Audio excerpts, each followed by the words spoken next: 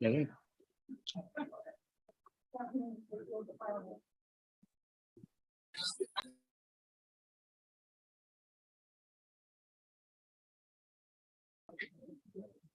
Recording in progress.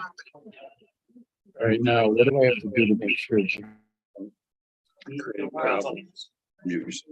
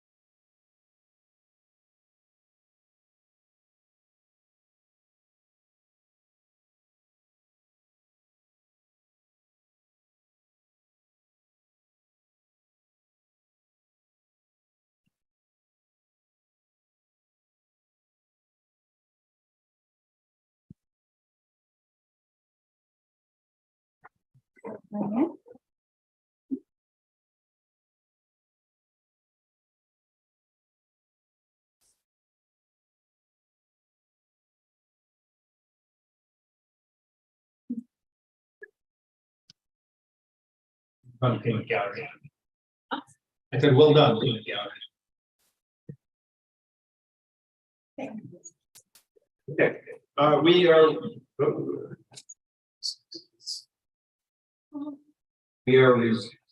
echoing with Ralph. So,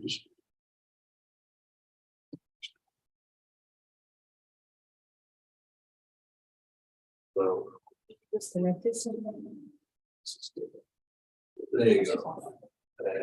Okay. We are resuming open session, and our first order of business is public comment. Lisa? We have no public comments. Is there anybody in our audience who would like to make public comment? Tom, do you Yes. need to add me to the agenda, to the present roll call? Yes, why don't you announce yourself there, please? Dr. Mornarach, Present. Okay. Thank you. Yep. Okay. Next we have approval of. I approve the minutes of October the 13th, 2020. I move to approve the October 13th, 2022 committee of the whole minutes as presented. Are there any corrections, adjustments that need to be made? second. Thank you. All in favor? Aye. Aye. Any opposed? The ayes have it, and we will move on. All right, next, we move to instruction, and we will have Dr. Johnson, will you take over? Happy to, thank you. So the first item on the agenda is the driver education simulation waiver. This is at least the second time, perhaps the third time we've brought this to the board for renewal. This is essentially a waiver that allows us to use a simulation machines for driver's ed. So I'll turn it over to Lori for any other additional explanation. I have no additional information. Any question?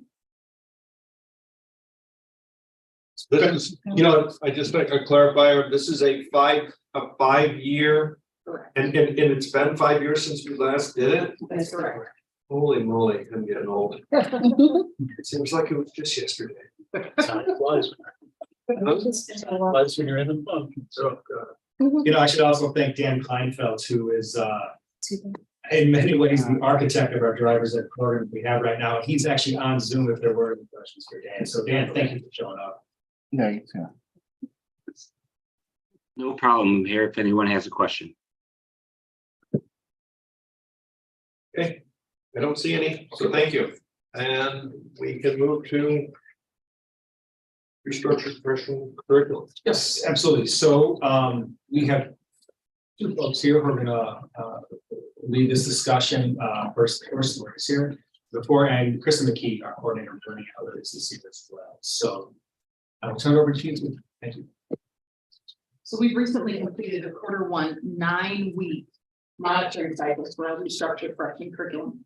Our teachers have been working extremely hard, putting in a lot of hours on behalf of our students and this curriculum.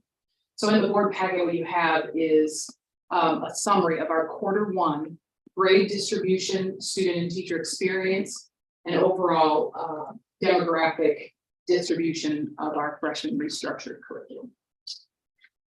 Any questions?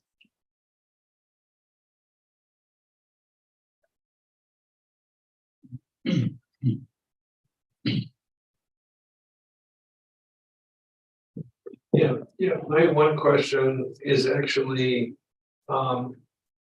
in looking at the demographics, it looks like we've had a shift more than, I don't know if you could talk to it just in terms of what the freshman class looks like.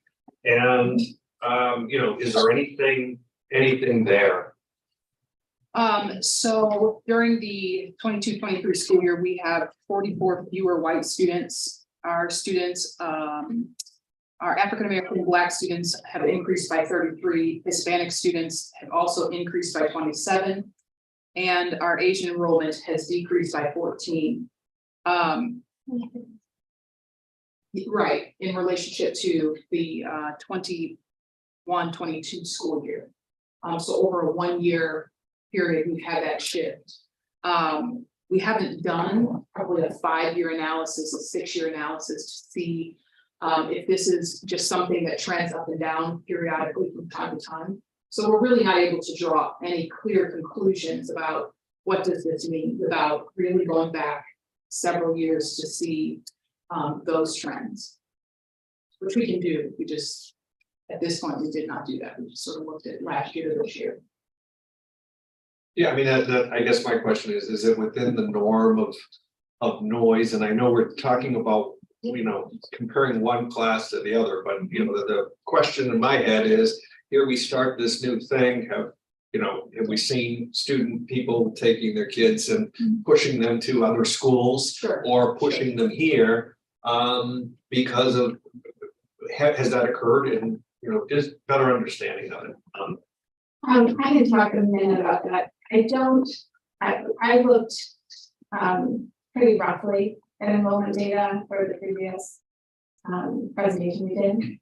And the one thing I'll say that for 5 years, when I looked at it, you can see class fluctuations. And you also see the same cohort fluctuation over 5 years. And I would say that about 40, give or take 10, is usually a pretty normal fluctuation over 5 years period. I'm not saying from year to year, but if you look at a 5-year period. Now, to understand your question though, I wouldn't want to look back at our numbers. I would want to look at our theater district numbers. So how those have changed would be more predictive.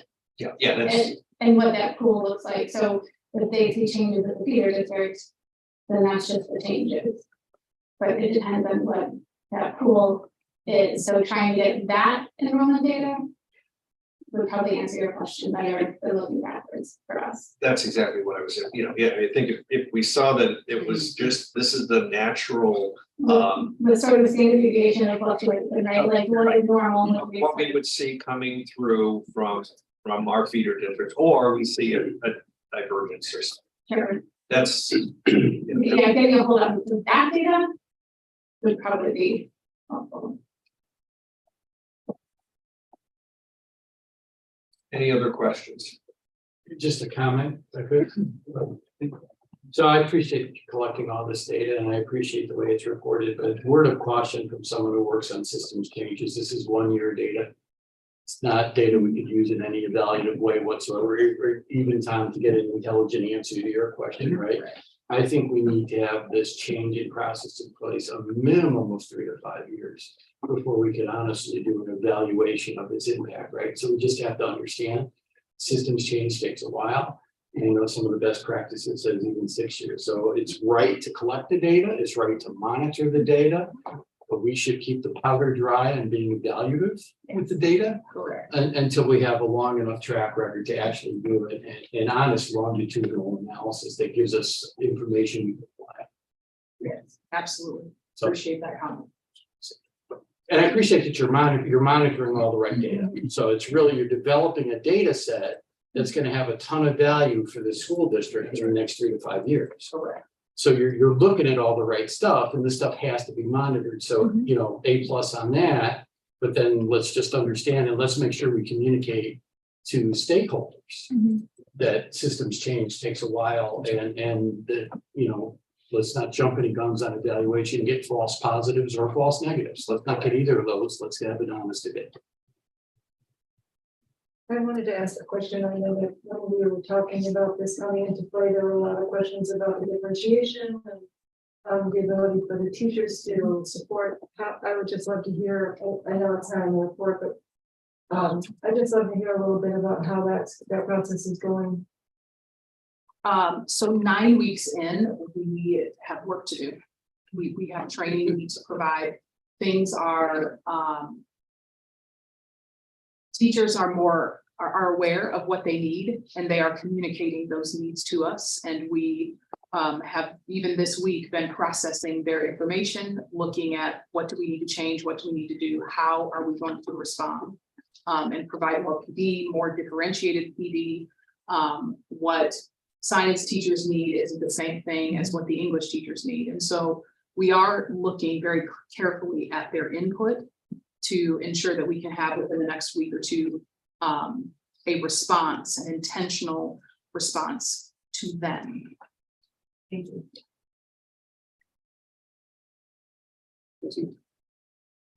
Well, I did have more of a comment and perhaps a question if you could clarify. So percentages and data matter when I'm looking at anything. And a lot of the comments we had before we passed the restructuring of curriculum was 7 of the kids have to fail, kids are colorful, we don't keep up. A lot of fodder, right? So as I'm looking at the data, I'm noticing there's a decline in absentees compared to last year. Correct. That's across all honors and college prep last year. And it's all honors, for example, looking at Black students. So went from 9.6%. I mean, it's also COVID year, right? 9.6 to 4.5 for Fs, but Ds went from 9.13 to 9.4. But what's impressive to me is more the 10% jump in Cs, right? B stayed about the same. So what I just want to be clear as we're talking about it, that it's not that kids cannot do work. It's that they have to be challenged and given the right tools to do so, right? Regardless of race, regardless of economic status, it just matters if they're being seen and being given the opportunity to do so. And I think that debunks a lot of what we heard before the past couple of years. And you see examples throughout the different distributions. Again, it's one quarter, Ralph's point. But what I'm seeing is it's possible to teach every kid and to reach success. So I just want to make that comment. I'm actually happy to see that I know there's challenges, there's issues. We said before, this is going to be work in progress, living document. We know that. But initially, I'll say kudos to the administration, to the teachers, because this is good data. This is a good start. And I'm really impressed with that level, especially after COVID year. So I think they did a tremendous job so far, and I'm really happy to see these numbers. So I'm just going to pile on there, what Cabri noticed in the data is what the national data tell us. The national data tell us that low-income kids can succeed academically at the exact same level as non-low-income kids. Race is an irrelevant factor in academic success, provided appropriate supports are put in place and provided the environment is culturally accepted. That's the national data. And the new school funding formula in the state of Illinois, the evidence-based model, is predicated on that national data. So we're seeing in our school district a beginning, I'm not going to evaluate, I really am not, a beginning that looks a lot like the national data. So, one of the reasons I ran for the school board was to be involved in these kinds of projects, because uniquely, our district has the resources to provide a high quality education that meets the needs of every kid that walks in our doors. And I just wanted to be part of a collaboration with an administration that wanted to do a resource allocation and an implementation of practice to realize that kind of academic environment, where every student that walks in the door here gets the kind of education that student needs to succeed to that student's greatest potential. Whether that student's already performing up here or needs a little help to get up. End of story. And so I just appreciate that this administration has been committed to that. The board has always been committed to that since I've been on the board. And I think we're taking the steps forward.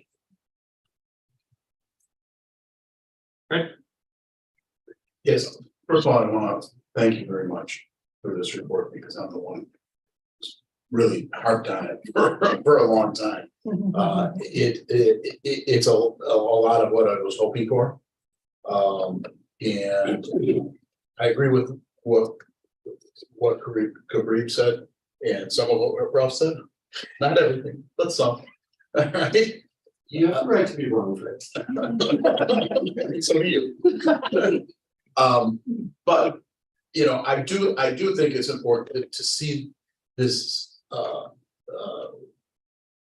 this same report on a regular basis.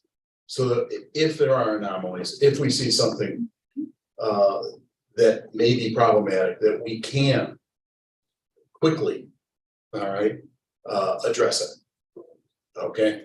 One of the things that I would like to see in this is, and my question, you know, I looked at the numbers just as Cabri did. When I look at the reduction in Fs, and I know you have your asterisk here, interpret with caution, right? But I'm wondering if there could be the effect of our multi-tiered support systems that are having an effect on this and the utilization of those supports. And is there a way to understand how, you know, we've got a bunch of them and how effective they are as well. So, you know, so does tutoring affect this, etc. You know, are we getting benefit? You know, is there a way to see the benefit within these numbers or alongside of these numbers of our support systems? So what I would say is right now at this point. And No, I know it's very, very early. This is. well, and probably second quarter, third quarter, and maybe even some of fourth quarter is still too early to really know what's doing what. We really need time to pull in quality data. And while the impact of supports is relevant in our overall evaluation of the effectiveness of our supports, period, that really, we may want to separate that for a moment and see how our supports are functioning, not tied to this curriculum. I think we have to be cautious about drawing conclusions about things too early. No, I understand. We should be very, very careful with that. Right, but I think what I'm asking for is, as this report develops over time, all right, to have that section of our supports alongside of this so that we can see. So we know which ones are effective and which aren't, and it's good to see them alongside this kind of data. Yeah, I totally understand that. And I agree with you of understanding the effectiveness of our supports, understanding how it correlates exactly to grade distribution data. I know it's tough. I know. That's great. You would hope to see, like, if you have healthy supports, that should contribute to healthy data. Right. And so I think that kind of assumption can be made, but trying to really understand, you know, oh, because we made this one switch in this support, we had a increase or a reduction of this grade distribution. That would be taken a leap, because a lot of times kids in supports have multiple areas they're working on, you know, it could be, and so But I think that understanding the health of the supports, if we have healthy supports, you can assume that it would contribute to a healthy grade distribution for sure. Thank you. Yeah, just to pile on there for a second, so a lot of the impact of these changes in educational practices and support systems not only take time to develop, but develop in synergistic ways.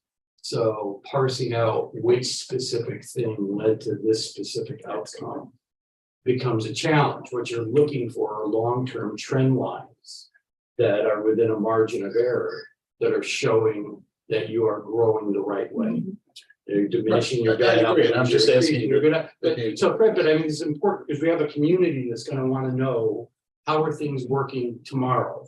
And the answer is, it's too soon to ask. And we as a board have to educate the community on what it really takes to have a proper evaluation system in place. So we don't have false positives and negatives.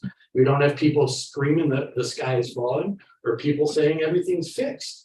You know, we have to have reliable data over a long enough period of time within a statistical margin of error to ensure that we are on the right track and the systems are working. And I think the good thing, and maybe Greg, this gets that conversation we had about those board policies we passed a year ago. We need to talk about again at the board level, because we have a couple of new board members that weren't there, but we've put in place and the administration is implementing, and we'll have a discussion here, unique policies at our board where rubrics are being put in place by our administration to evaluate the implementation of every initiative that they start that's designed to enhance academic achievement or reduce inequitable outcomes or gaps, whatever.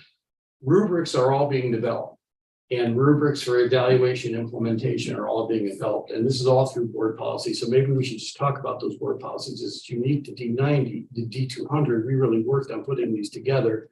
We'll have a short conversation about that in a month or two, maybe. And I have a lot of confidence that as long as we have the right rubrics in place, we collect the correct data, that over time, we will be able to have a good handle on what's working and what's not, whether our trends are going in the right direction and where we need to implement changes.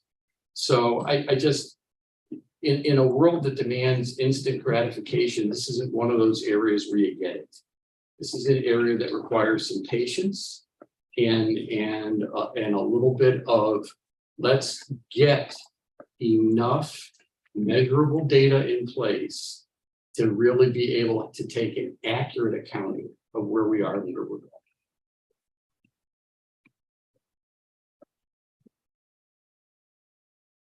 going. I agree with the discussion.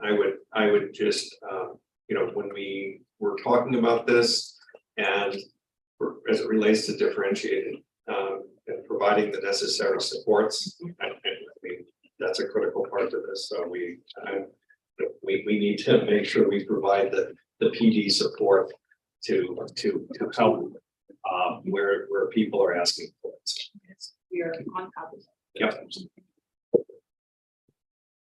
Okay. Which is one last quick question. Sure. As you go down to the bottom where the questions asked to students, is that a sampling population? So percentage, or that every student that decided to responded? That is, what's the, Or Yeah. 50 students or something. Right, without like a sample we picked, or do we say every student responded and some just respond, some didn't? That's what I was going to ask. Yeah, we had a process. I can let Kristen explain the process. So we were thoughtful about the process, because if you think about if we were to give this survey in every course 4 times a year, and the kids in 4 courses, they'd be taking it, you're then measuring survey fatigue, and you're not here, so what we're doing is we're measuring across courses, but and I looked at sample sizes, and so we're doing a couple periods, so we're rolling it out. So a kid might take it multiple times, but the most they'll take it at least times twice, so that you're not getting for the kid on their 4th time to be like, I just can't take the survey anymore, really, isn't my problem.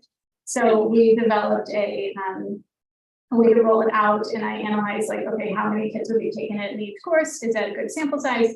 And to give us relevant data. And so some thought was given into that. So so that's what the yield was for our rollout of the survey. That makes Okay. sense. It does. I'm just curious about how it's actually created. Because if, The creation of the survey is, we actually used questions from the 5 essentials to Illinois that we're given for a couple of reasons. One, it's a research-based survey, so the questions are valid. They're measuring what they're intending to measure, which is a really important thing for a construct of a survey. And then the other thing is that we do have some comparison group around baseline data, so we can look back at years and I can see on each question if like how previously that looked for us. all right, and last question. So as you collect this data, like for example, you look at the teacher asked a question in class, 33% say pretty much no, and 46 say yes. I'm sorry, which question were you looking Very last one, does it ask difficult questions in class, just as an example? at? What are we doing with this data once we collect it? Like we get the data, we're a data-driven society, we collect a lot of data, but what we do with it is something different. So what are we actually doing with this data we're collecting? What's not the point, but once we get it, what do we then do with that data? Right, so initially, the very first thing we are doing is we're sitting down and looking for themes and then inquiry, right? So you gather themes and then you ask questions. Because I could have a theme like teachers need more PD on differentiation. Well, I can't just go out and get PD on differentiation because they might need differentiated PD in math, how to differentiate math supports or reading or writing. So we have to be very careful and ask the right questions. So right now we are in inquiry mode. We have looked at the data, we have themed out the data, and now we are in inquiry mode. So that has begun with tell us more about this. And so we're creating some other opportunities to talk to our teachers, to talk to our students, to find out more deeply what this actually means for them, what it would look like if it was different, right? If they did have differentiated PD, what would that look like?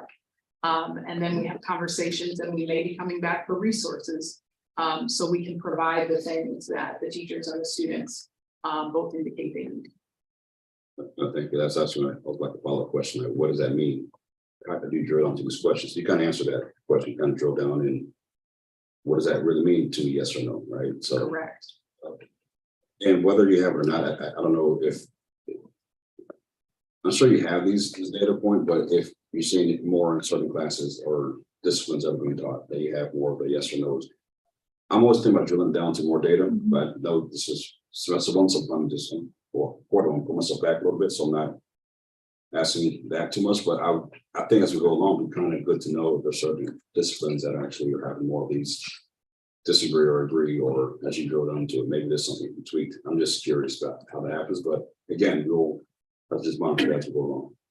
But Yeah, that right there would probably not be something we would do during the school year. right, Again, because really part of the analysis process is inquiry. And it's just asking good questions to elicit conversation so that we can figure out what folks need so that they can, it's very much like students' formative assessments, right? Teachers give formative assessments along the way so that they can shift and adjust their instructional practices. Well, we are modeling that same process for our community, for our teachers, for our students. This was a formative assessment. Where are you guys right now? Now we need to make some adjustments. So we need to ask a few more questions. We need to have some small groups. We need to have some one-on-ones, and we need to hear what they're saying. We need to adjust some things, and then we need to do it again. So the summative really isn't until the end of the year where we then might say, okay, after we did all of this adjusting throughout the year, here's a couple of more themes now that have arisen, and we're going to work on that. But like Mr. Martiri said, drawing conclusions and hard and fast is a long way away. And I also would want to say that with the cycle of the school year, just the natural, I guess, mood of a school year, we're going to expect some fluctuations. I think one of the worst times to give a survey is like February, right? And so to compare February data to late October, things like that. So we have to also understand that there's a lot of things that could affect the outcome of the survey. Timing of the year, I'm gonna probably get a pretty good survey on a beautiful day in May, and so those are the things we also want to think about as a part of this analysis, like if the Q1 outcome, how do we feel about it as Q1, the first 9 weeks of a freshman school year, right? And so those are the kind of conversations we're having, where the data is not so black and white, right? It's not just like, oh, these are just hard numbers. It's like, what's the context of the number to contribute to the depth of the conversation, if that helps too. Thank you.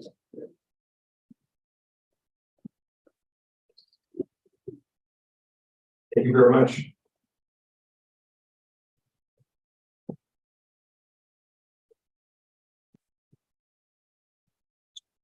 Next segment is finance and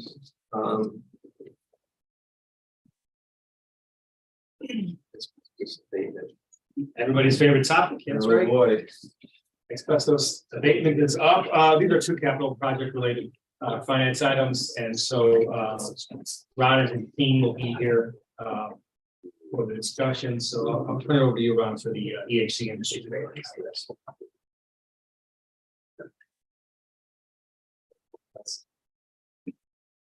Glasses are good. On October 20th, we get bid openers for the festival, and the bids came in ranging from 119 to 144,000, and the areas are on the second and third floor roof drains, the flooring massive removal and doorways, and also 6 of the classrooms that's out of the 20. Our estimates came in for the base bid. Our estimates were 84,000, but it came in at 65.8. With alternate, we had estimated 35,000, came in at 14. The total bid with the allowance was 119 for the lowest responsible bidder. Do we have any questions? I'd like to add that this abatement project, the contract that we're gonna. Oh, I'm sorry. Yeah, could you enter the mic? Thank you. There we go. This abatement contract is for 2 pieces of work. One of them is the third year of project 1, the summer 2023 work that we're going to be doing in the classrooms and that. It also includes the roofing work for phase 4 that we're doing in 2023. So there's 2 different projects, but it's this contract is covering both of them.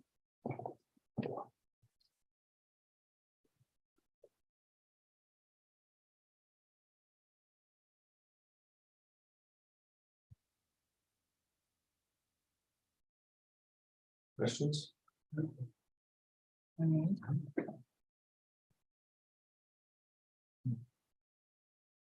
This is not the pep run. This is the bid itself. Correct. Yes.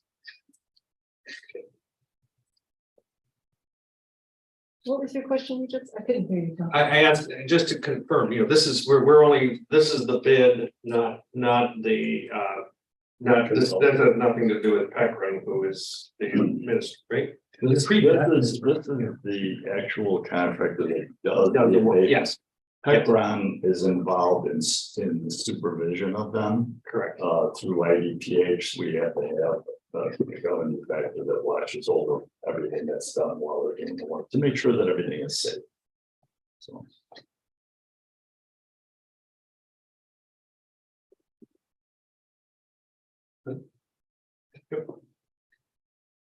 All right, if no further questions on that, then we'll transition. This will be coming to the board for approval in 2 weeks, as we'll actually have read one earlier. And the next item. These are the bid results of track and field. That's our next item. So I'll turn this also over to Ron, and anybody who's here in the back will help to answer questions. So Ron, go ahead. The bid result came in for the track and field project and it came in at a little over 17.6. We put all the details in of the estimates versus the bids. Also, the total project costs include soft costs, the turf, the scoreboards, and the bid costs versus the construction costs. And I have FGM and Pepper here for any questions that was concerning the bid.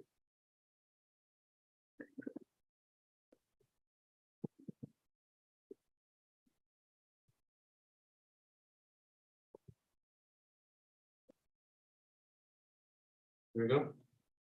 Yeah. I guess I'll say that this is,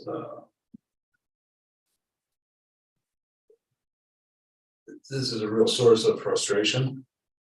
I think when we started off looking at this project, we were somewhere in the 10 to $12 million range, and then it's moved up to 15 million, and now we're at, well over 70 or 17 million. I feel like we're dying a death of 1,000 cuts here. And I apologize, I had notes that I left on my desk at home. So I'm gonna go through this. Part of my concern and frustration is that we're told one thing at a point in time and it changes over time. There was definitive discussion that we could move scoreboards, we could move netting. And then all of a sudden now we can't. There's changes in scope.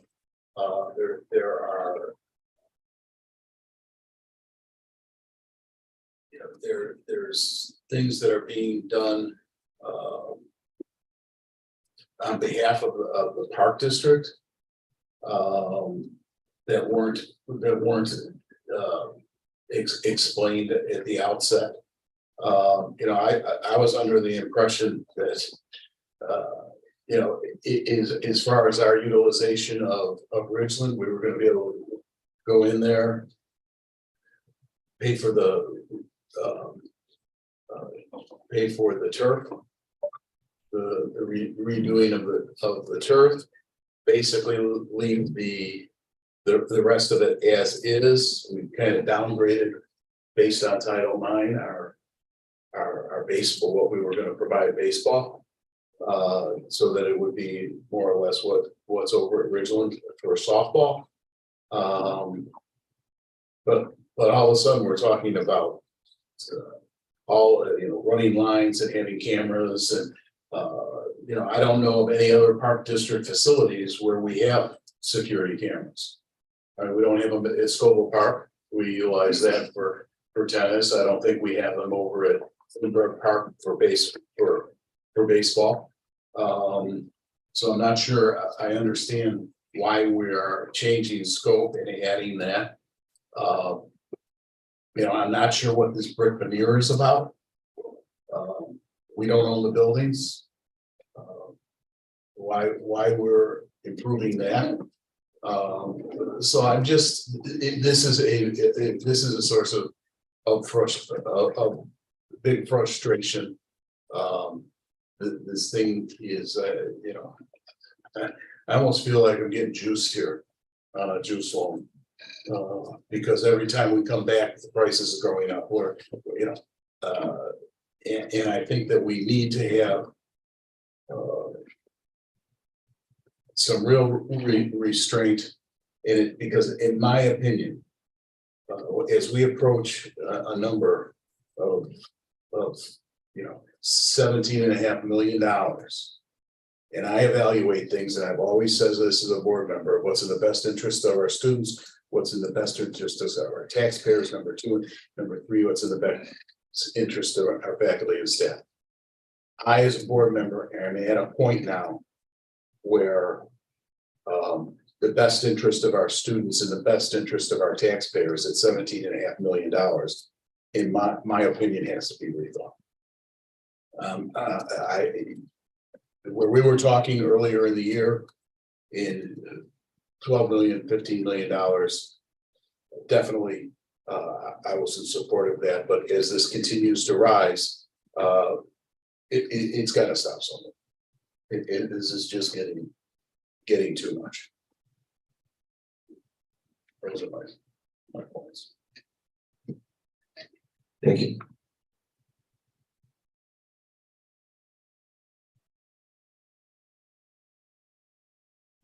Yeah, please.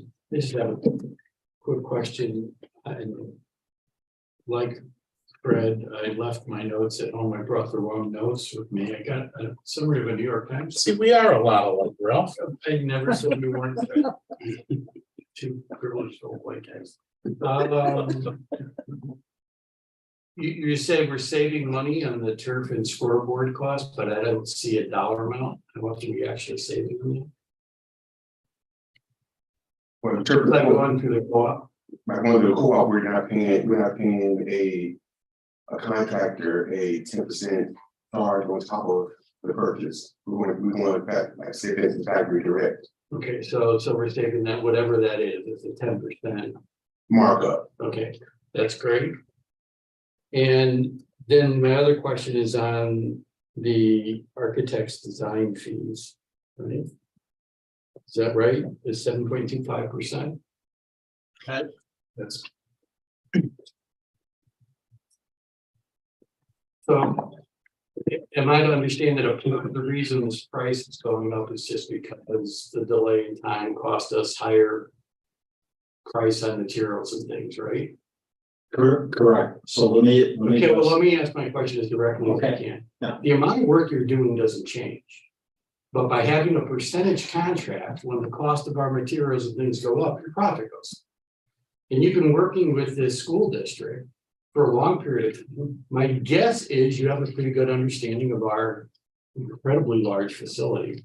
I don't get why it should be predicated on that, why it shouldn't be tied to a much lower level. As we're in this environment where costs are spiraling up, your amount of work is an increase, but your fee is tied into the increase in costs. If I may address that now. At a previous board meeting, the fee was discussed. And it was agreed at the time that we would go hourly, not to exceed 7.25% of the cost of construction. Hold on. There's a draft invoice that shows that we will bill 569,000 and change through October 31st. We don't anticipate that there is any way that our fee will actually get to the 7.25% of the original budget for the project. And so we are willing to cap our fee at that number. At the original? The original estimated construction cost. Did I miss something when I went to the materials bank? See that? No, that is It- our discussion internally at GM. Okay, so we didn't know this. No. Because I read through the materials and I did not see that in my materials. Ralph, it's not in these materials here, here, but the fact that we were working on a T&M fee basis, cap of the 7.25% from the original estimate was something that was shared with the board in previous cover. Right. Okay, but it's not in this memo. That's right. I guess that would have been helpful to know, right? We're looking at holistically at the project and over start driven. Knew about the costs and everything. Good to know that savings or that cap was in place and it didn't exceed it. So going forward, like we say every time, just the data matters that we present to the board.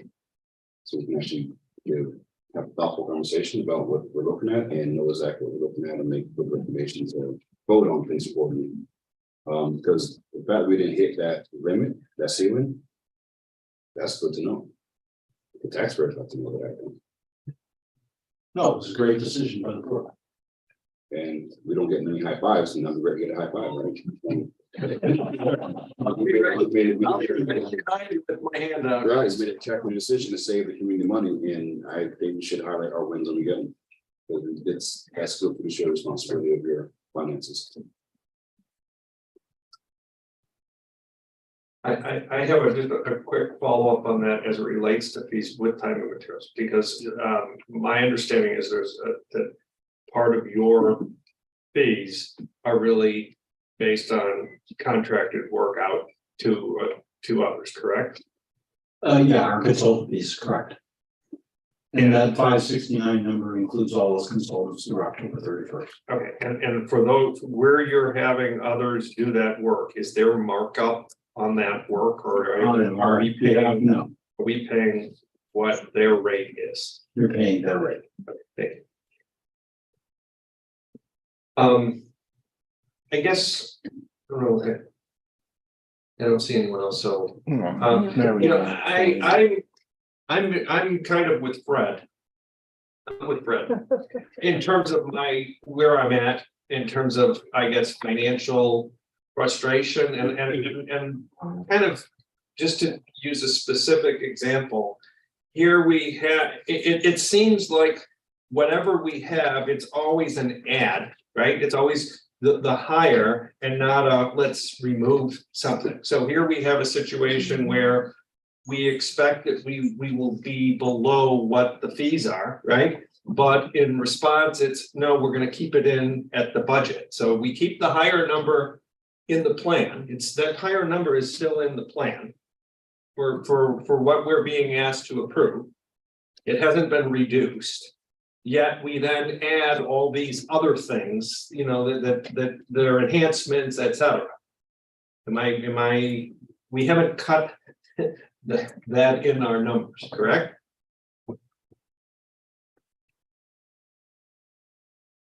Which enhancements did you talk about the alternates?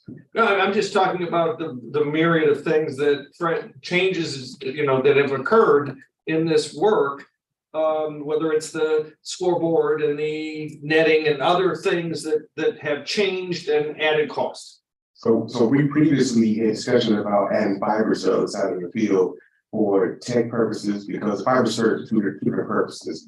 It serves for the camera and it also gives us a dual access to District 97 fiber. We're actually splitting off District 97 so that we have a backup to our school district. So if our fiber ever goes down, we will be backed up through District 97 network and vice versa. So that's one of the reasons for the fiber that you see inside of the plan. And we also always have plans on putting cameras on the other side of the street. And this serves as a purpose, opportunity to put those cameras on the other side of the street, because we've had plenty of incidents on the Lake Field and the Richland College Field where our students were involved there with media cameras, and this was the opportunity to put those cameras in. And other enhancements were directly from having issues and involvement with the AD on the needs of the students. So I guess, I don't know, the costs keep escalating and we are not infinitely funded. So are there things in here that we can look at and say, can we skinny back? Yeah. Yeah, so two things, and I think. Let me just address something that he said that I just heard.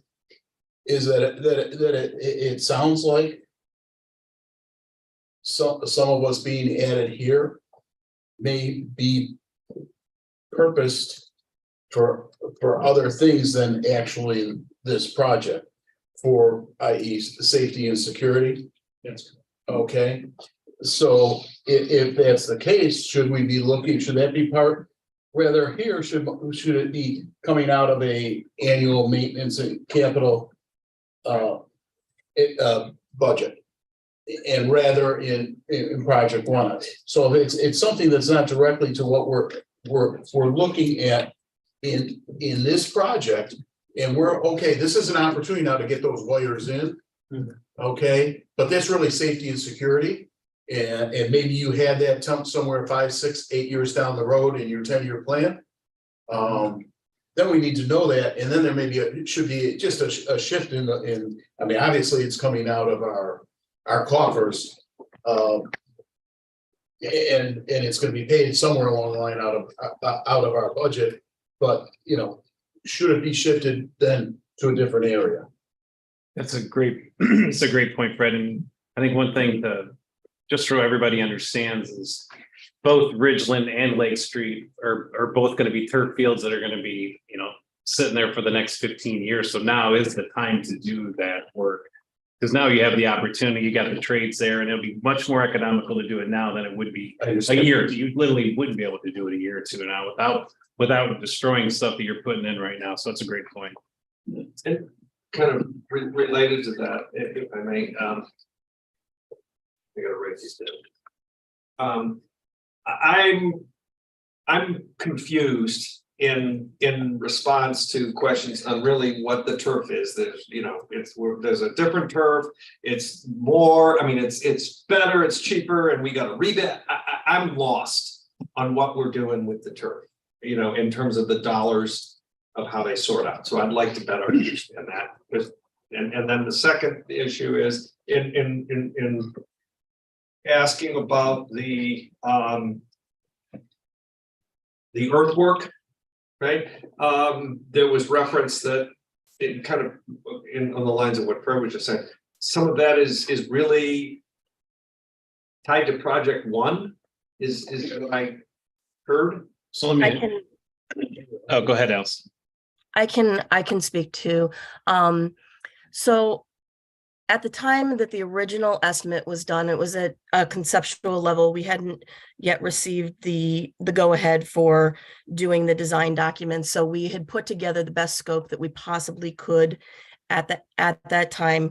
And at that time, what was included in the estimate for stormwater detention was what was necessary for this project.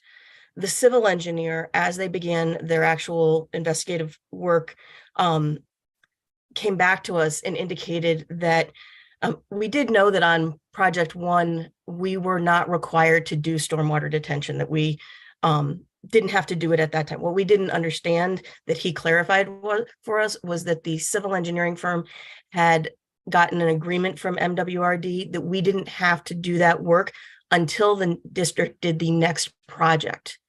So that information came to us through to the design process after the initial estimate was done. So we had to include stormwater detention for the work that was done as part of project one for the new addition. MWRD required that. So that got added to the project scope basically as a result of permitting discussions and understandings that were not clear at the time that the initial estimate was done. And so that was a development that came along. And so we will have to when the field work is done, we will have to provide the stormwater detention that would have been required for project one. It's also the right time to do that. Again, as we're digging up the fields, now is the time to do that anyway, but MWRD is requiring it. So that is an add that we were not aware was coming at the time of concept. For the cool turf that we're talking about, the park district, there's different types of turf that you can do. Cool turf is an infill that's added to the turf. There's different types of infills that you can do in the turf. They always have some kind of infill. This infill reduces the heat that is developed on that surface area. And it's also generally considered a more sustainable solution. It's slightly more expensive. And you can see in what was provided what the upcharge for it was.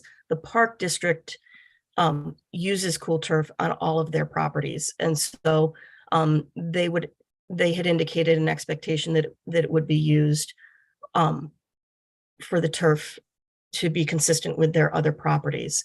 It's also, like we said, it's the more sustainable thing to do, but it was not in the original estimate. And that's why that information for the ad for that was clarified to the school board.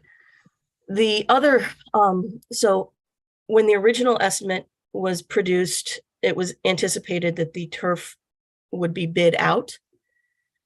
The decision was made along the way to change over to doing that through state contract. Not only do you not pay additional fee, but in markups, but you also tend to get educational discounts when you go through state contract.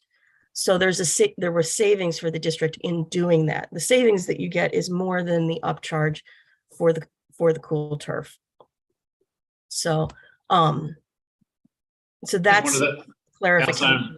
I was just gonna add, one of the other things that we're doing with that cool plate product is we're reusing the rubber that's in the turf on Lake Street, I believe, and Ridgeland Commons, and to help offset some of that cost. And otherwise, I think the cost would even be higher. So when we're pulling the existing turf at Ridgeland and Lake Street up, we'll salvage some of the rubber off of those fields in order to put those down as the base, and then you put the layer of cool plate down over the top. So it's also, sustainability component of that as well. So Ron, would it be difficult for you to just simply suss out, here's the amount in the 17 million, that's the security we felt was necessary and the fiber optic stuff we felt was necessary, and here's the add-on. In other words, here's the add-ons that aren't specifically related to what you approved. Here's that dollar amount. Here's the dollar amount of the savings that we're generating by getting the turf through the co-op, et cetera, and the educational discounts net of the upcharge. So here's our net savings. So we could just see those numbers and then understand really how this bid or this dollar amount compares to what we were told before, to get to Fred's point, so we don't feel like we just have a constantly moving target, but it's always moving up. Right. Also to address one of Fred's questions, there are some overlap with the 10-year plan, and those things, say for instance, with the we plan on replacing the turf last year. We stopped that project, and those funds are toward this project because there were overlap, and we didn't want to do it a year down the road and then come back and do the fields and have to do it again. Another item that is part of the 10-year plan work that had been in the 10-year plan was the fence refurbishing, and that is included in this work, which it was in the original scope and the estimate, but it is a 10-year plan item that is being done at this time as part of this project. It was discussed and included in the original estimate, but I wanted to clarify that is a capital funds, capital, 10-year plan item that was there. You'll see when we do the 10-year plan update, you'll see the overlap items that are taken out, because we'll leave everything into your plan. When we strike it out, we'll say there was overlap. And we'll know a dollar amount. Deducted. So we'll have a set dollar amount. Here's what we saved out of our 10-year plan. That we just fast forwarded because it would make no sense to do it later since we're digging up stuff and doing it now. Yes. Can I just say I'm sorry, Greg. I don't know. Can I just say one thing though, like that information is part of why previously I'd asked the same question, like when we get the information, can we make sure that all of those parts are very clear, because sometimes I'm not seeing that and I'm not reading that in here, and it's making me like, this is not my area of expertise at all. So I really need as many details to really understand what we're looking at and what it's going to look at like in that 10-year piece. And I do recall this being part of the conversation. I do remember that, but it's in seeing this one, Fred took the words out of my mouth. So it was like, I just didn't understand. And so now I think I might be a little more confused. So I'm just going to ask again for the reports, like when we get the information, that if there is something about the 10-year maintenance involved in this, that can that be a little bit more spelled out, please? Yeah. Can I have one comment? It's a comment you made earlier, Fred. There are no items that are in here. Actually, I'll ask the team here to correct me on this. Happy to be corrected. There are no items in here that are exclusively part of this that are for the benefit solely of Park District program. These are all items that are for the benefit of OPRF students who will be using these fields and these facilities. I think one that might appear otherwise is, putting cameras, for example, over there on Park District property, as you've noted. But while these fields are in use, weather permitting and so on and so forth, and especially during the softball season, Monday through Friday, Ridgeland Common is used from 8 a.m. for our PE classes all the way through the end of the softball practice, 6:30, 6:45, that, in that range right there. And having cameras over there on Lake Street is to the benefit of our students from a safety perspective, as is originally commented. So I just want to clarify that. And we haven't talked at all about the netting as well. I mean, it was referenced earlier on, but not in the subsequent conversation. And the netting was specifically added because of the concerns that we alluded to before. But as we went further into the design and the bid process here, we realized that by taking that front part off of the backstop over there, you know, there's a shell backstop over there right now, and there's about a 4-foot extension on the front of that shell that is over home plate, and we determined that that would interfere with play for our softball program, something we didn't want. We wanted catchers to have full access to pop-ups as they go. So we had agreed that was going to come off, but as we looked at the effect of that, the need to protect, the cars and spectators and everybody else on Lake Street, because it's so close to the street, meant the need to kind of put this netting on it. As frustrating as it may be, I also want to throw out there and remind everyone that this is a project that a year ago right now, today, 365 days ago, this project was not on anybody's radar here as something that we were going to do. It was named as loosely the track on, as part of the Imagine process, but it wasn't part of that. So it was an incredibly expedited process to get to this point. And as a result, there have been some changes that we needed to make. And that last example is a premier one of them. So it doesn't change the fact that there are changes to this, and it doesn't excuse the fact that we might be able to find some ways to make this, more clear for the board, especially how those changes have moved along. But that type timeline was a reality, and it caused implications and later changes. So Yeah, I'd like to back up what Greg is saying from that perspective, because I recognize that normally in a normal project, we would be coming to you at an interval point and sharing progress between a concept estimate and a bid. And I would say normally a project of this type of scope, we would probably spend 4, maximum 6 months in the design process, and we would have interval issuances. But with the schedule that was necessary for this project, we went from approval to move forward from the board to issuing bid documents in about 2 months. So at the same time, as Greg said, the intergovernmental agreement with the Park District was ongoing.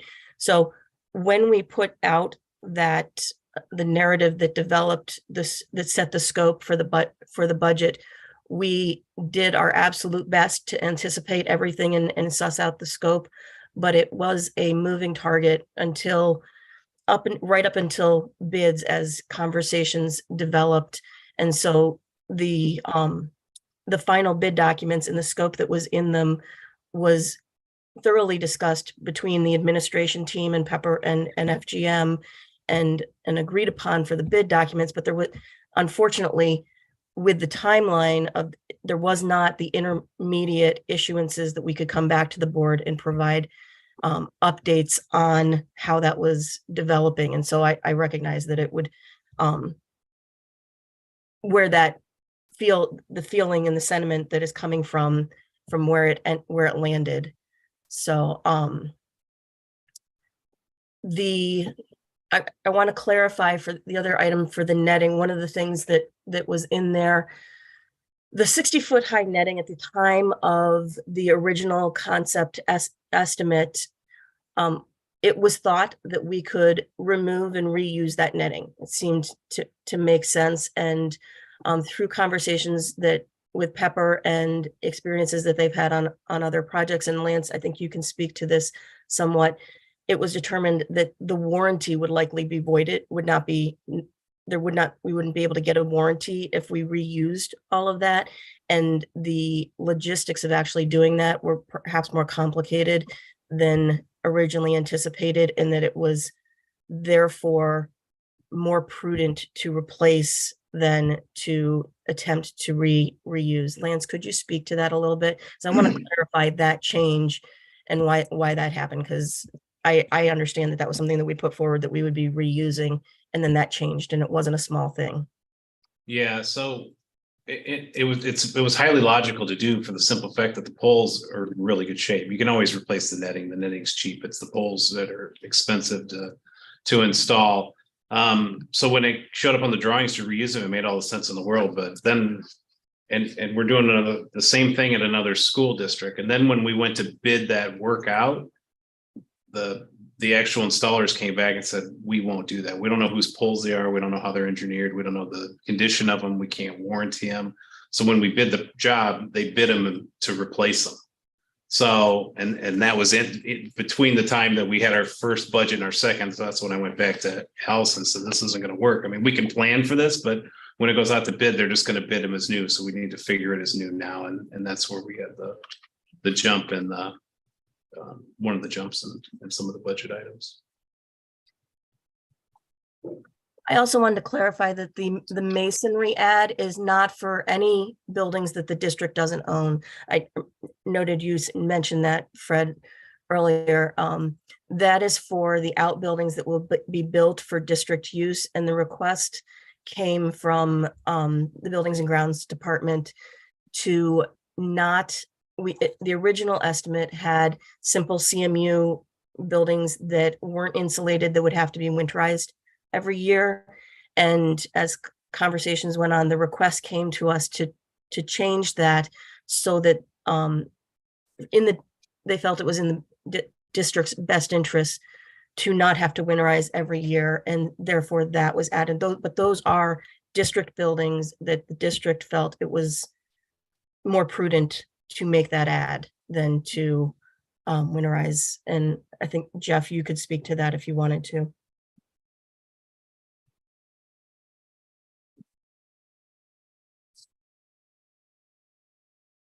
The reason for winterizing them is that one of the big reasons is we have water out there.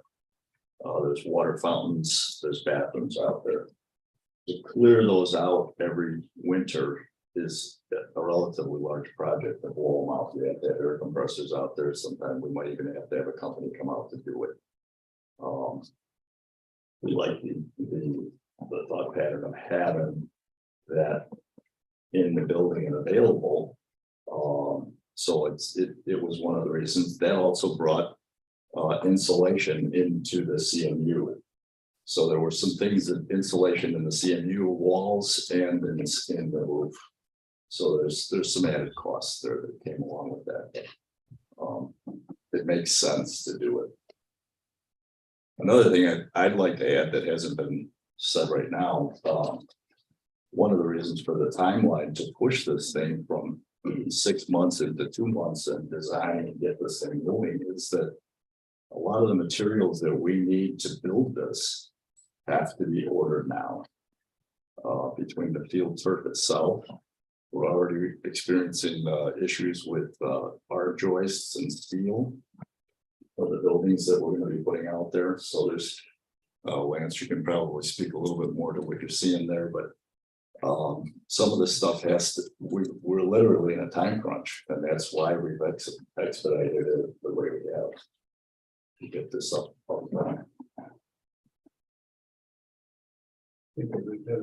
Okay, no, it's just a request. As I'm listening to Fred talk and overlap is what we kind of mentioned, right? The project. So I think it'd be helpful because we do have different buckets of money at Superior, right? So it's presented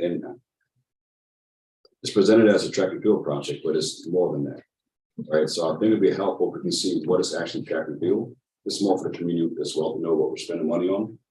And if we're doing things for civil, fiber optics, so on and so forth, that should be kind of explicit inside this document. So where that budget's coming from. So we can actually call it track and field project. So if it's a different bucket, if it's maintenance, whatever it's coming from, we should know that. Because we're approving a $17 million budget. That's not really accurate because some of it's overlap from your maintenance plan. That's a different bucket.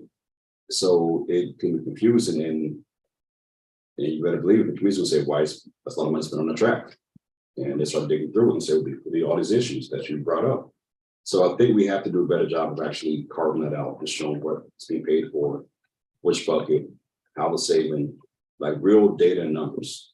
But I need that just to make educated decisions. That's what I need personally. I don't talk to anybody else, but I think some members of the community will need the same thing to be clear what we're looking at. So, because I would like to know the numbers for the track, like just for the track itself and turf, right? Or it just need better data. I guess we just need better data. Yes, I guess since you can help you out with it, kind of drill down and figure out so we can see it clearly as we're making action having to approve it. One last question. We have the bids for an estimated amount of 17,581,386, right? Can we get that as a maximum guaranteed cost in a contract?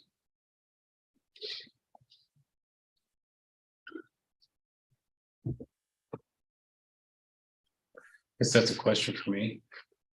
I guess certainly based on, you know, the scope of work as it stands. Thank you.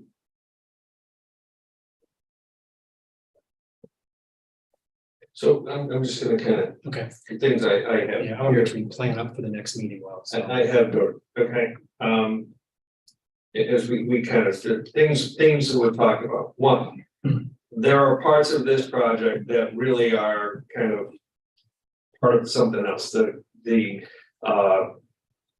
water retention, the things that are not specifically part of this, we need them earmarked and understand. That's one.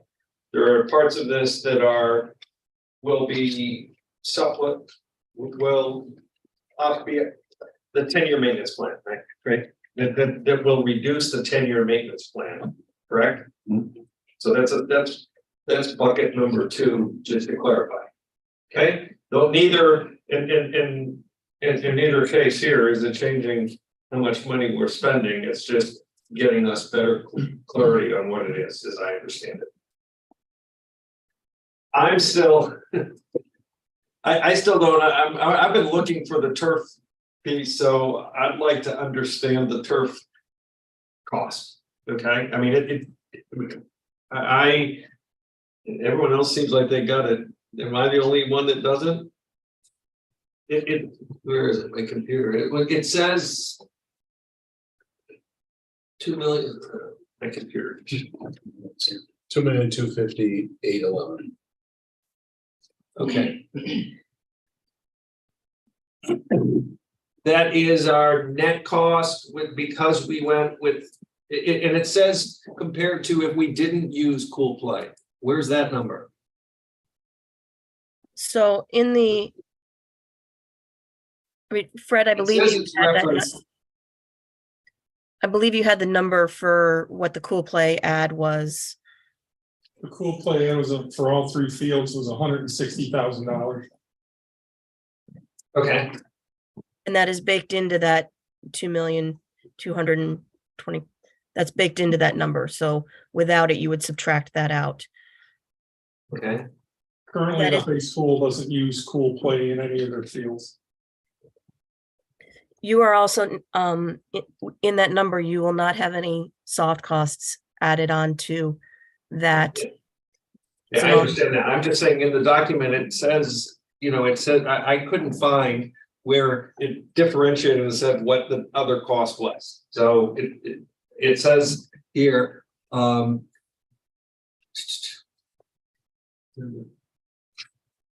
don't know, you get the need. Okay. So that was number 3 was the turf, which it sounds like we're close. And then number 4 really is the question of, are there places we can back off? Are there areas where we can, because I'm going to come back to your, you know, your comment, which is a year ago, we didn't have this project, right?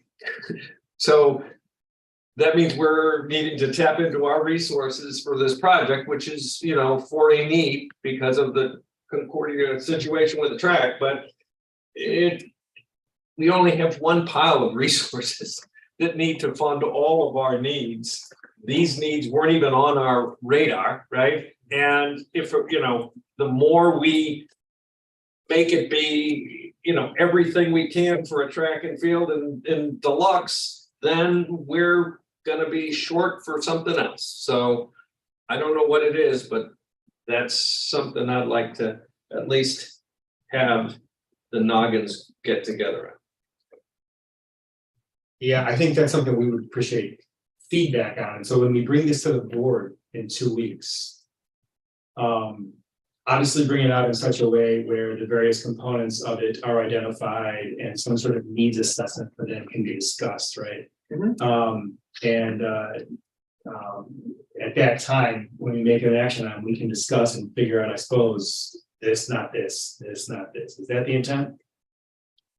Yeah, I mean, even just, I mean, as an example, what Allison just said, because that's why knowing the data, and I'm just using it as an example, but with the turf, it's $160,000. It's 2 million for one, and it's 2,160,000 for the other. And the recommendation is to go with the other. What's the value that we're gaining in there? And you know, it's an upcharge, right? For a reason, but we have the choice, correct? That's right. At least on the 2 out of the 3 fields, Yeah. for sure. Okay. Does that answer? Does that? Yeah, absolutely. It confirms what yeah, absolutely. And I, you know, I recognize this is the part of it moving fast, right? Time is fast, but we still have to recognize we have other. There's just not a lot of low hanging fruit in a project like this, Tom, unfortunately. I mean, there are some things, but it's not like a you know, a renovation or an addition where there's a lot more things to go after. I mean, you know, site utilities and excavation where, you know, those are big numbers, you know. It's hard, how, you know, what are we going to get out of it? But there are certainly stuff that we can. To this point, I think the board would greatly, because there are things in here like, and I'm sorry, I keep going back. There will be savings realized from doing this rather than that. I don't see a dollar amount. I don't know how much it's saving. I don't know what that means. That's we can't act on that kind of information. So I think to just make it as simple as we can.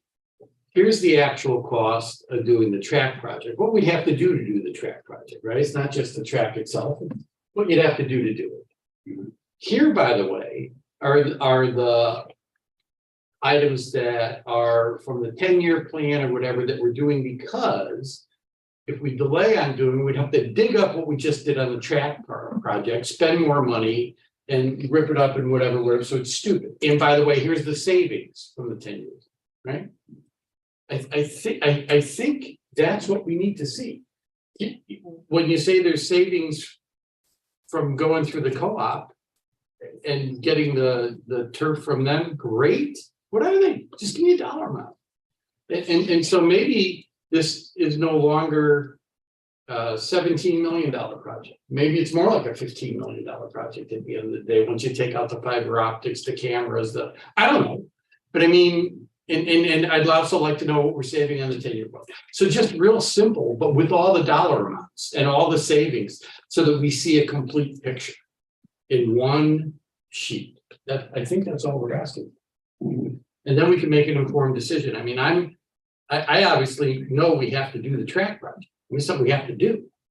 But I want to understand why we're doing the other things and how they're related and how we can pay for them to the brief point from another bucket that's more appropriate.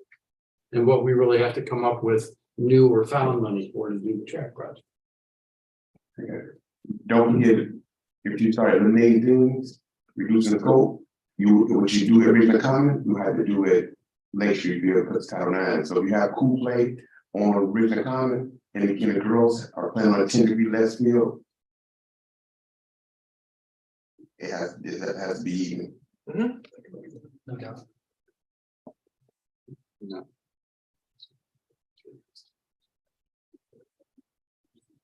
Okay. Read your book? Yeah. I think we have marching orders. Team here, Are there any questions that you need answered yourselves before you go away and pull this together? Yeah, no, it's- Okay.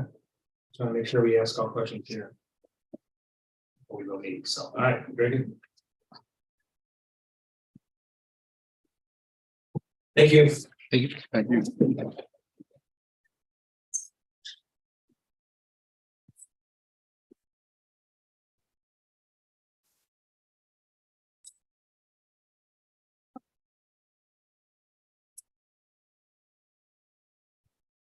Okay, our next order of business is FOIA requests.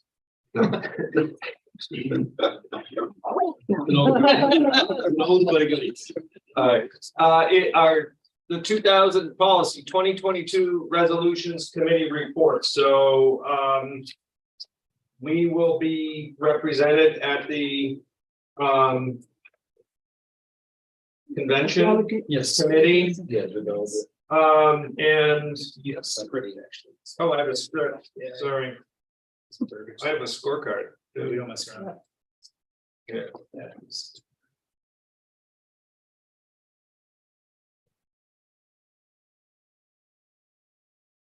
Oh, here we go. This is official. So every year, District 200 typically sends several board members to the III conference hosted by IASB, ISBO, and IASA. During this conference, there is a delegate assembly where they discuss resolutions where IASB member districts provide critical direction as IASB represents members' interests before state and national policy makers. Every member district is entitled to one voting delegate.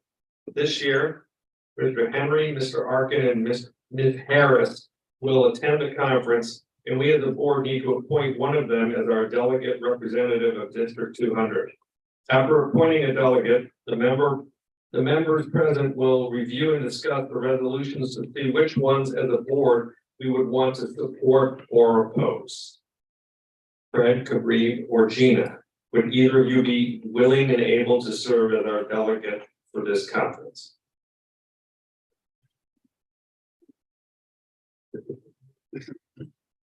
A couple of times, I'm happy to relinquish it to Yeah. them, either to Bree I've done it too. or Gina. Oh, so, We've done it, you haven't. Maybe it's your well, turn. I'll be honored to. do it. Yeah. Mr. Henry, we are thrilled with you. Thank you very much. Rick? Now that we have our voting delegate, let's go through each resolution and determine how as a board we want the delegate to vote. So there are 8 items. Is that what? Way down from last year. Yeah, last year. Yeah. So you'll be in and out of that meeting. Well, And we have the information provided, so we're just gonna go through them one at a time. And I'm gonna, That's right. I can probably open it up. And I'll take a roll call vote after each resolution. Thank you. Let me find it. Here it is. So number 1 is fund balances, the Miller ratio adjustment. Am I to read this whole thing or? Yes, everybody review it. Yeah, has everyone reviewed it and what are their thoughts? I had a question on this one. Which impacts, which I would like some understanding on it, because it talks about. Over a 3-year period, I believe, correct? And is this ratio? Each of those years, or is it an aggregate? It'd be an average over. An average over 3 years. Okay, that would make sense. And so the recommendation here is to go to a 3, right? yeah, no more than 3. No more than 3 from what is currently 2. So, And the law just changed for townships to give them 2.5. And townships don't have nearly the kind of financial obligations that school districts. So the thought from their perspective was because school districts have significantly greater financial obligations and significantly greater unfunded mandates from the federal and state government, that it'd be more rational to have 3 than a 2.5, which I agree with. okay, does anyone have a counter opinion? Or supporting information, any other thoughts? Well, the resolutions committee actually recommended yes on this one too, so. Yes. Yeah, so I was in support of this as well. Pending my question, so I think, I motion to support it. is that are we doing, yeah? I don't know. I just wasn't sure if it was time to second or. So, we're not voting on this, we're just providing him. Robert is rolling. No, we have to vote. We have to vote. Yeah. Okay, we have to vote. formally. Yeah. Okay, so can we just do a voice vote? No. Oh, Roll call. a roll call vote, Yes. okay, so then I move to adopt. Recommend to adopt the fund balance Miller ratio adjustment resolution. Second.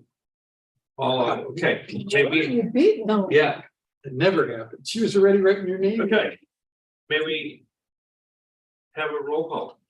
Mr. Arkin, Yes. Mr. Kowski, Yes. Ms. Harris. Yes. Mr. Henry. Usually after Fred, but yes. I like it. Mr. Montieri, Sure. Dr. Maharaj, She signed off. and Ms. Farby. The motion passed. Yes, sir. Our second resolution is the alternative fuel school bus funding. And the resolution basically says the state will provide money to fund school buses that are using non-hydrocarbon fuels, essentially.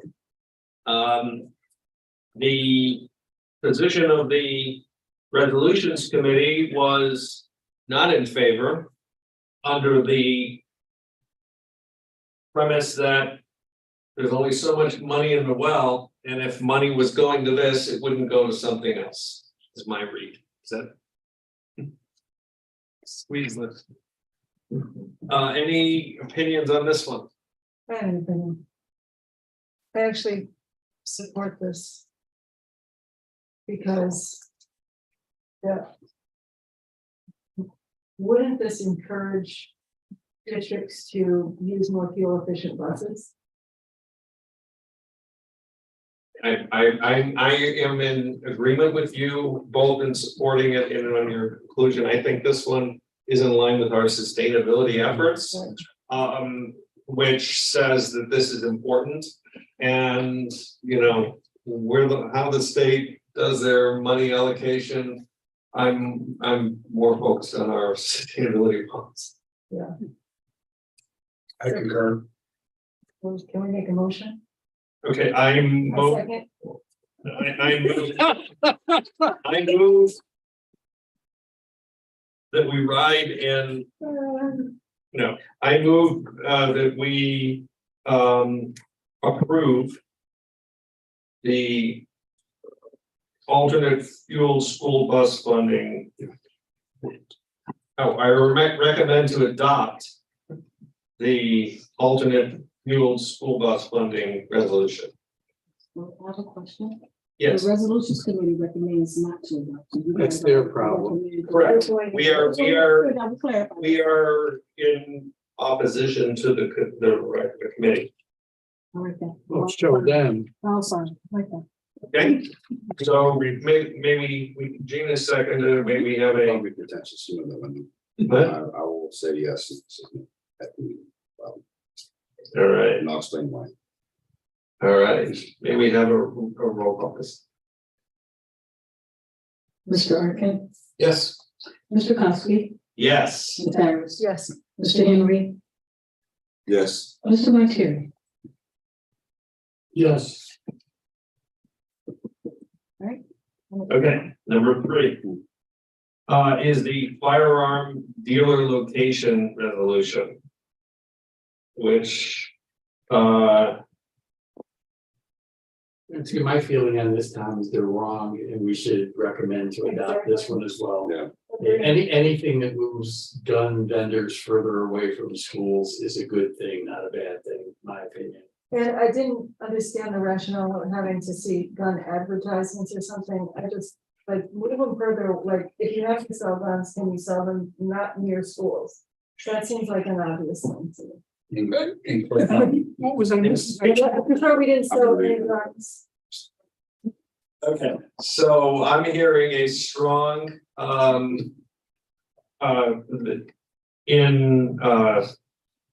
what's the right term there? Where recommend to adopt this one, because I think the committee is recommending not to adopt it. We are recommending to adopt. Correct. Yes. Man, I like that. Well, we can always vote to recommend to adopt, and if we agree not, to, we just vote no. So when you're there, you're gonna be that. You want to be complicated? No problem. Next, second, do we have a second? Second. Second. Maybe have a Wait, roll I made call. the motion. Second. No, you made- I made the motion. Okay, great. Yeah. I seconded A it. little slow in the motion. I seconded, that's all I need. Ms. Harris? Yes. Mr. Martyr, Yes. Mr. Henry, Yes. Mr. Arkin, Yes. Mr. Costi. Yes.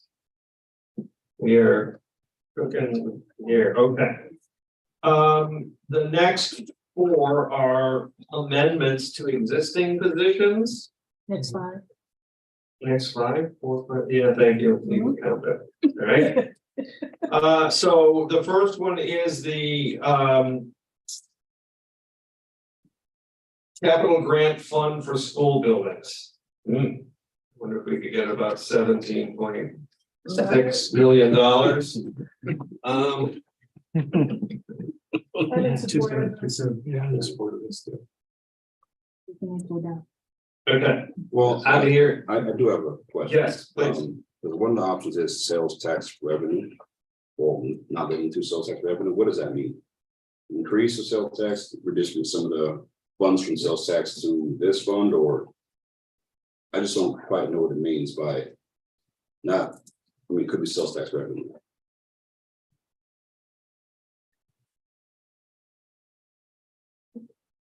Is that open until raise taxes?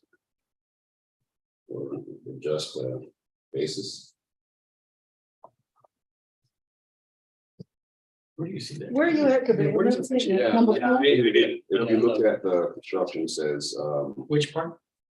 2.11, 2.11. Okay.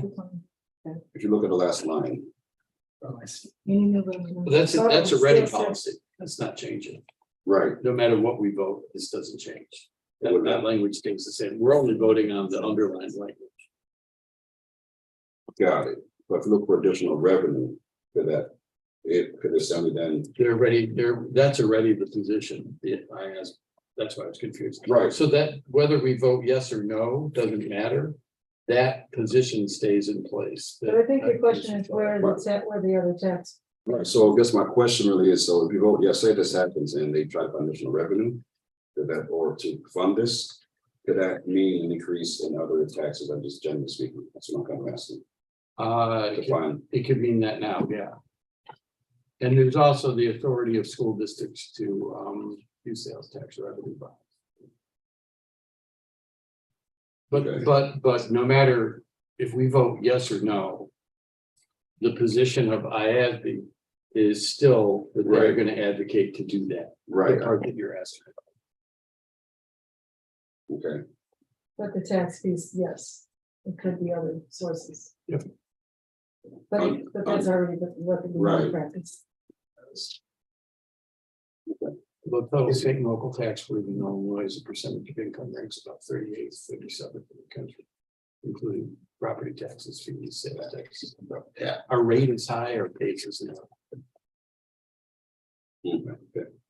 So let's, I'd like to make a comment. please. Yeah, no, I mean, if you look at 218 and at the criteria, I don't think it has much of an effect on us because we're Tier 4. yeah, because we're tier 4. I mean, maybe because of the number 4, the age of existing educational facilities. Yeah. But the rest of it, we're not qualifying. Right, I kind of got that too, but it's still, I'm still in support. of I'm it. still in support. I mean. Yeah. Right, I'm in support of it, but I Yeah, just. poor low income school districts should have the state coming in and helping them with their capital needs, sort of. Yes. Okay, so, did I already move on this one? No, no, Okay, I move to recommend to adopt the capital grant fund for school buildings amendment. Second. May we have a roll call? Mr. Martyr? Yes. Ms. Harris? Yes. Mr. Arkin? Yes. Mr. Henry? Yes. Mr. Kowski? Yes. Okay, our next number 5 is the school safety fund. Does anyone have any? And also part of this is lobbying the Fed for more money, which is, yeah. The Fed should be investing more in K-12 education. They only cover 7 to 8% of the costs nationally. They should be covering more. Okay, That's my. I'm in agreement. That was my pre-vote until you swayed me even further, so. Now you're getting more aggressive. I move that we adopt the amendments to the school safety fund. Second. May we have a roll call, please? Mr. Kowski? Yes. Ms. Harris? Yes. Mr. Arkin? Yes. Mr. Henry? Yes. And Mr. Martyr? Yes. Our next one, number 6, is the involvement with candidates for public office. Does anyone have any insight or opinion on this? Well, I do. I just think the change that was made, the proposed change, right? Just changes it so we evaluate legislative positions relative, it just. To me, this feels like an important thing for board members to do. How are we evaluating potential legislators or legislators in their support of education?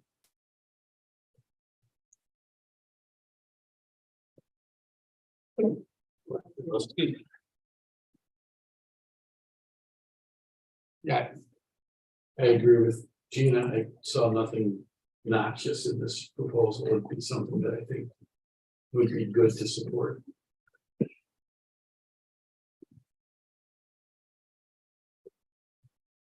With the amendment? Yeah. Okay. Actually, it's just cleaner language too, because the language is sloppy without it. I thought that as well. I don't understand why. Yeah, I mean, it makes sense just because they felt that the current language was. I think Was good enough. I think the current language is sloppy and grammatically poor, and this makes it better, clearer. I was wrong. We're okay. So I move that we adopt the amendments to the involvement with candidates for public office. Yes, second. And may we have a roll call, please? Mr. Arkin? Yes. Mr. Martyr? Yes. Mr. Henry? Yes. Ms. Harris? Yes. Mr. Kowski? Yes. Number 7 is the mandates review committee.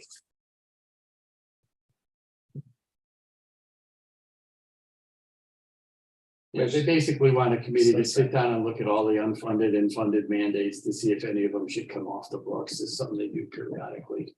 No harm in that process. Sometimes it becomes kind of a circus, but they've done this before. The addition that all mandates shall be subject to sunset provision, I think that's a really important addition. Yeah. Because because we have enough mandates that are unfunded that are just sitting there, not actually creating usefulness. Okay. So, second. All right, no, I move that we adopt the amendments to the mandates review committee. Thank you. Mr. Martyri? Yes. Mr. Arthur? Yes. Ms. Harris? Yes. Mr. Henry? Yes. And Mr. Kuski? Yes. And our last. Is it? Yep. Yep. this one. Yes. Number 8 is financial contribution for school board elections, so. Comments on this one? It has a very strong position about non-solicitation. Money from special interest groups. This is the way things are changing and people Yeah. are getting involved. There's some really ugly dark money getting into school board Without a elections. doubt. Yes. This is a way to get ahead of it. Agreed. I agree. Okay, I think we're ready for consensus, so I move that we adopt the amendment to the financial contribution for full board elections. Second? Ms. Harris? Yes. Mr. Henry? Yes. Mr. Martyri? Yep. Mr. Arkin? Yes. And Mr. Kuski? Yes. Do we need to vote on that current position statement? Yeah, I was not clear on that myself. The last one. It's not about, Where is it? It's all of the current. it's position? everything else, Just the 3 pages, yeah. right? Oh, do not represent. I mean, the current positions haven't changed, so why would we, I don't see any reason why we would not approve. I would say yes to that. Abstaining. From voting anymore. I'm ready to move on. Motion to adjourn. You outvoted. We didn't do that yet, okay, so that's a special. We have one more thing about it. So I think we need to do that, which is the current position statements. So, I move we adopt the current position statements, deletions and amendments. Second. Ralph already abstained. Mr. Arkin. Yes. Ms. Harris. Yes. Mr. Henry. Yes. Mr. Martyri. Abstain. And Mr. Kuski? Yes. Okay.